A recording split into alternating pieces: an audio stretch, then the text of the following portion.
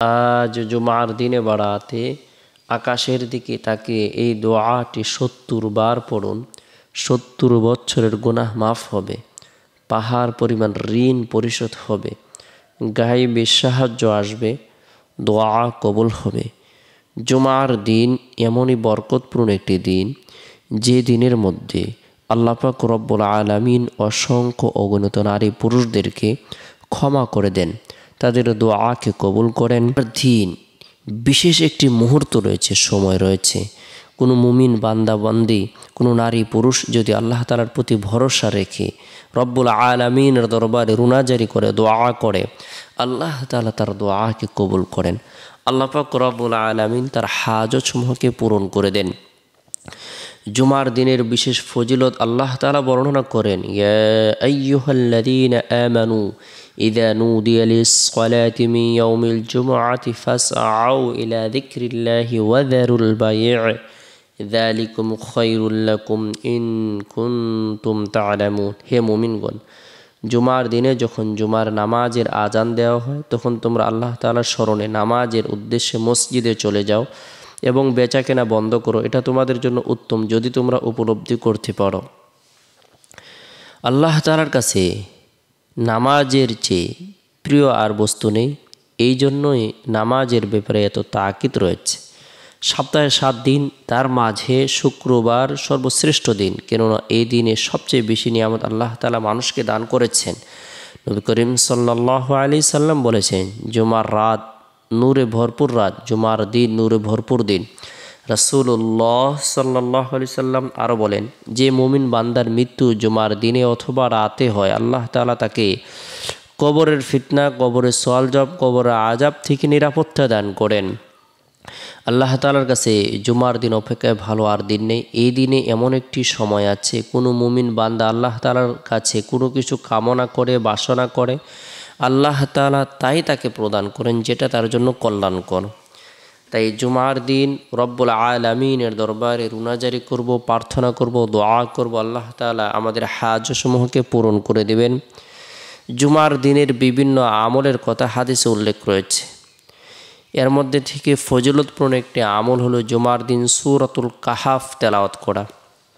যে ব্যক্তি জুমার দিন আল্লাহ তাআলার প্রতি ভরসা রেখে, ইকিন ইখলাস বিশ্বাস রেখে জুমার দিন সূরাতুল কাহাফ আমল করবে, আল্লাহ তাআলা তাকে দাজ্জালের ভয়াবহ ফিতনা থেকে নিরাপত্তা দান করবেন। যে ব্যক্তি জুমার দিন সূরাতুল কাহাফ আমল করবে, আল্লাহ পাক রব্বুল আলামিন তার জন্য ৭০,০০০ ফেরেশতা নিযুক্ত করে দিবেন। এই ৭০,০০০ ফেরেশতা দীর্ঘ 1 সপ্তাহ পর্যন্ত তার জন্য মাগফিরাত কামনা করতেই থাকবে। যে ব্যক্তি জুমার দিন সূরাতুল কাহাফ আমল করবে, আল্লাহ পাক রব্বুল আলামিন তার ঈমানের মধ্যে একটি নূর প্রদান করবেন, যে নূরটি দীর্ঘ 1 সপ্তাহ পর্যন্ত আলোকিত অবস্থায় থাকবে, তার অন্তরের মধ্যে চমকাইতে থাকবে। আমরা জুমার দিন ফজরের নামাজের পর থেকে নিয়ে জুমার নামাজের আগ পর্যন্ত যে সময় রয়েছে, এই সময়ের মধ্যে সূরাতুল কাহাফ আমল করার জন্য চেষ্টা করব। পরিবার পরিজনদেরকে, স্ত্রী সন্তানদেরকে আমল করার ব্যাপারে উৎসাহ প্রদান করব। কেননা ক্ষণস্থায়ী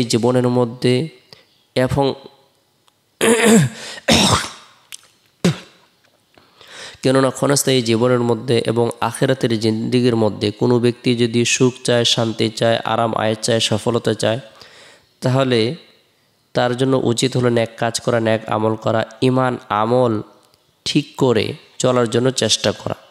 মান আমিলা সালিহাম মিন যাকারিন আও উনসা ওয়া হুয়া মুমিনুন ফালানুহইয়ান্নাহু হায়াতান তাইয়্যিবা ওয়া লানাজজিয়ান্নাহুম আজরাহুম বিআহসানি মা কানু ইয়ামালুন। তাই আমরা নেক কাজ করব, নেক আমল করব, পরিবার পরিজনদেরকে নেক কাজ করার ব্যাপারে, নেক আমল করার ব্যাপারে উৎসাহ প্রদান করব। এরপরে জুমার দিন জুমার নামাজ সম্পূর্ণ করার পর, মা বোনেরা জোহরের নামাজ সম্পূর্ণ করার পর গুরুত্ব সহকারে গুনাহ মাফের উদ্দেশ্যে তওবার নিয়তে ৭০ বার ইস্তিগফারের আমল করব। আস্তাগফিরুল্লাহ রাব্বি মিন কুল্লি যামবি ওয়া আতুবু ইলাইহি, আস্তাগফিরুল্লাহ রাব্বি মিন কুল্লি যামবি ওয়া আতুবু ইলাইহি।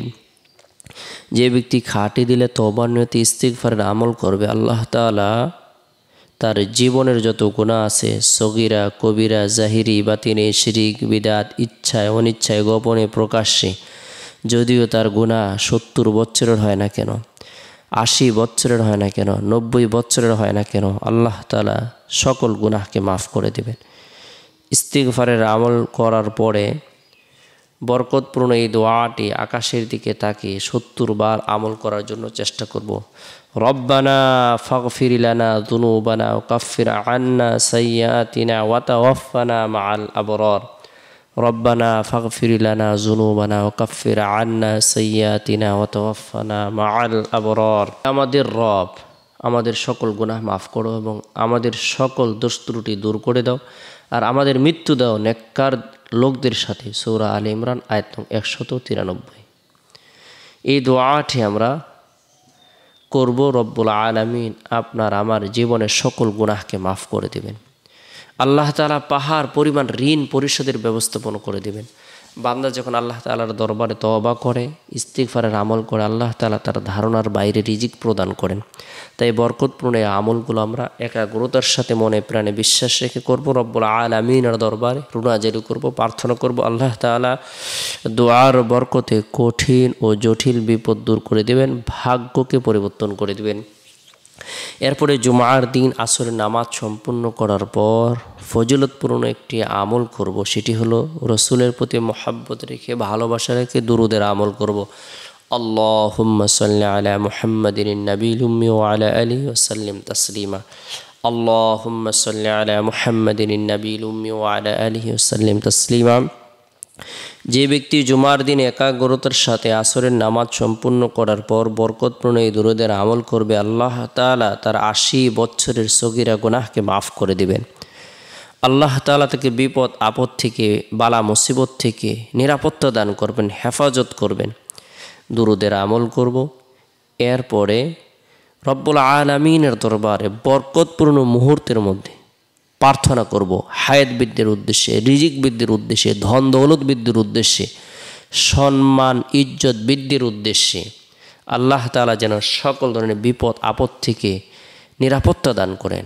মাগরিবের পূর্ব মুহূর্তে নিজের জন্য, পরিবার পরিজনদের জন্য, বিশ্ববাসীর জন্য, জীবিতদের জন্য, মৃতদের জন্য, যারা অসুস্থ রোগী রয়েছে তাদের জন্য, যারা সুস্থ রয়েছে তাদের জন্য, সব শ্রেণী মানুষের জন্য দোয়া করব। আল্লাহ তাআলা দোয়ার বরকতে আপনাকে আমাকে এত বেশি নিয়ামত প্রদান করবেন যা কল্পনাও করা যাবে না, যা ধারণাও করা যাবে না। সুবহানাল্লাহ।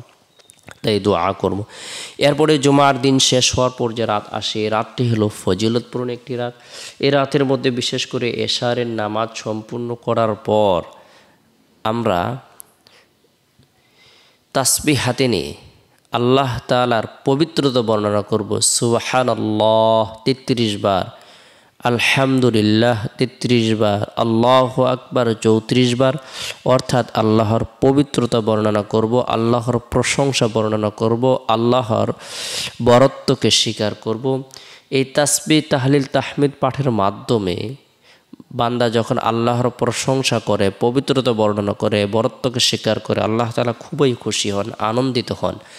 ফেরেশতাদের মাঝে গর্ব করতে থাকেন, বলতে থাকেন, দেখো আমার বান্দা আমার কথা স্মরণ করে আমার পবিত্রতা বর্ণনা করছে।